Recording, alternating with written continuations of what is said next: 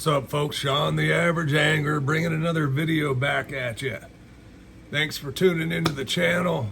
If I sound a little rough, it's because I've been really sick the last few days, and this is the first day I felt like I could get up and talk a little bit.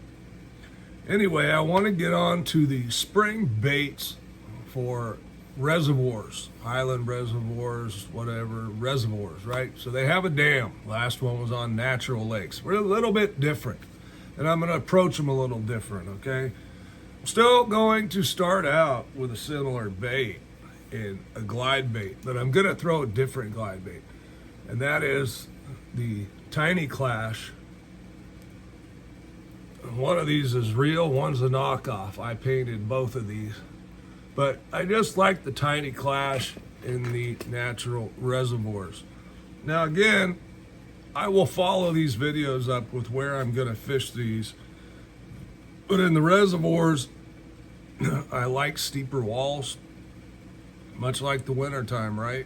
Moving towards points, creek mouths, those kinds of things. If you're in California and you're suffering the rain we've had the last few weeks, it might be a little dirty water in that area. If you can find that area pulling out from that dirty water to where it clears, that's a good area to look. Sorry guys, I feel really rough here. Well, let's stick with search baits first, okay?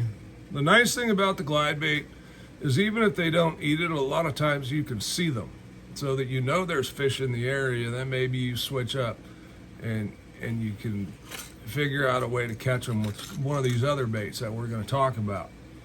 Another really good one in the highland reservoirs is that LB 500.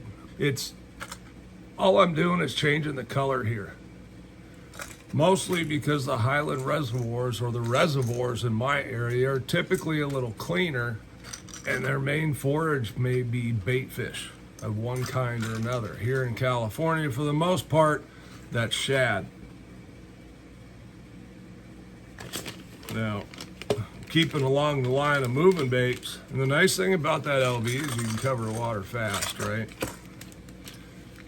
Keeping with the moving baits, I'm going to be throwing an underspin. I'm just going to probably upsize my bait a little bit to probably around a 3.8 in a shad pattern, whatever you like. I like ghost rainbow. I like electric shad, Kietech, that kind of thing.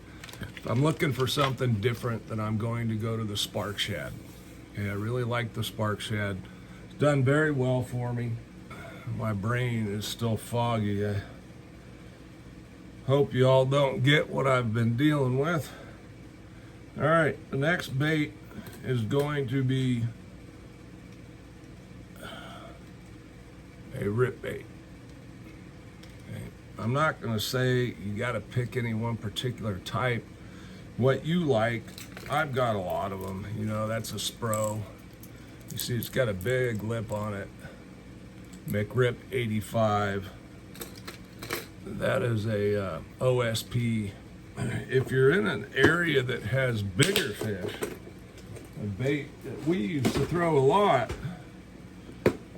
and still do are these pointers. Lucky Craft pointer, much bulkier, beefier bait.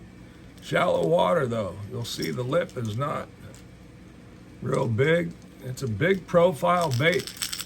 Makes some noise.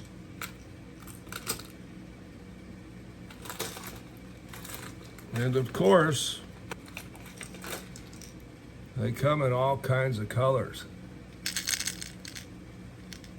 Pointers, guys, are pretty much what I threw for the longest time until the Mega Bass came out.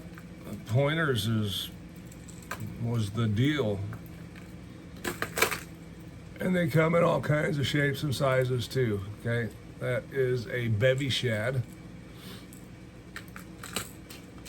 And then they have reds as well, if you're on a red lake, something a little dirtier perhaps.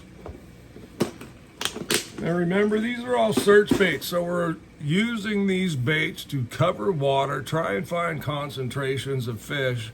Once we find those, then we can slow down and fish them a little more thoroughly with some of our typical baits.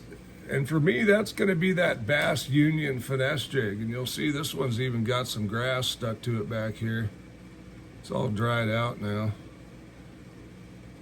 But I've been throwing this brown and purple Bass Union jig on my local lake. And as we move on towards the pre-spawn and the spawn, that jig's going to be a really good bait to catch some of those bigger females. If you're enjoying the content, hit that subscribe button down below. It's free.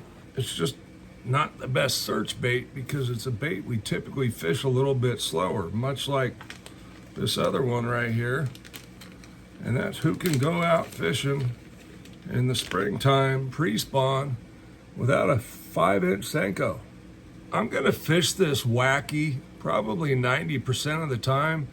I might even add a nail weight on one side depending on how deep it is. If it's over 10 feet, I'm probably gonna add a little bit of a nail to help it get down. And then I think it becomes a neko rig. I don't know. We used to call it an Izzy rig.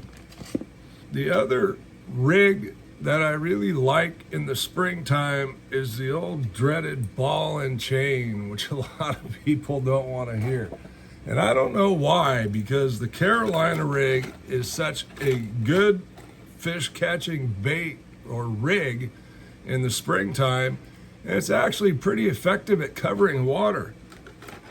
So again, on the natural body of water, or on a highland reservoir, I'm most likely going to go with a baby brush hog, a lizard, or the Strike King game hog. Okay, I really like the game hog. I like some of the colors. The texture's a little better, and it's got a scent, right? Coffee scent. I like to have every advantage I can get. I didn't realize how hoarse I was because I haven't talked in the last 3 days. Anyway, what are you guys using on your lakes? Let me know down below. I'm Sean, the Average Angler. Sorry I couldn't hang out a little longer. We'll see you on the next one.